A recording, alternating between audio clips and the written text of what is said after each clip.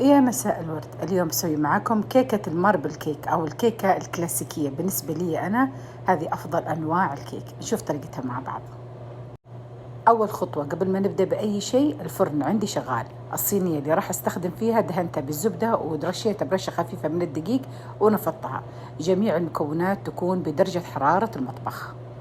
في خلاط الكيك 8 بيضات متوسطة، وإذا كانوا مرة صغار ناخذ 9 بيضات، وكاسة من السكر، وملعقة صغيرة من الفانيليا، ونخلط المكونات. بس يختلط عندي البيض والسكر أحط ملعقة صغيرة مليانة من محسن الكيك أو ملين الكيك. هنا معايا الدقيق والحليب البودرة والبيكنج باودر ورشة خفيفة من الملح، نخلتهم ضروري أنخلهم، وابدأ أحط عندي بالتدريج على خليط البيض وأحرك على شوي شوي لغاية ما أخلص الكمية وأتأكد إن الدقيق اختفى بالكامل.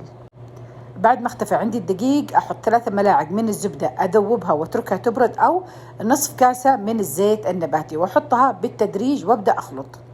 خليط الكيك عندي صار جاهز، أحركه بس كده 2-3 مرات علشان أتأكد أن يكون ما في لا دقيق ولا زيت. وبعد كده أبدأ أحط 3/4 الخليط في القالب الكيك. الربع الباقي من الكيك أحط لها 3 ملاعق كاكاو بودرة، أنخلها ضروري أنخلها، وأحط ملعقة صغيرة من النسكافيه.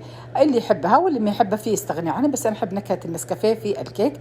وأخلط المكونات كلها على بعض، وبعدها أحط خليط شوكولاتة على خليط الكيك وأحركها بالعود بس أتأكد إنها تغلغلت إلى غاية داخل، وأطرقها 3 طرقات خفيفة علشان إذا كان في هواء باقي في داخل الكيكة تنزل منها. وبعد كده أدخلها الفرن على درجة حرارة 170، أتركها لمدة نصف ساعة كاملة وما أفكر إني أفتحها.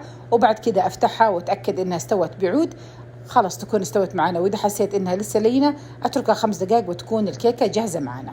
وكيكتنا اللذيذة وصارت جاهزة، وقدمتها مع الشاهي، ممكن مع القهوة إذا حابين، وهني وعافية.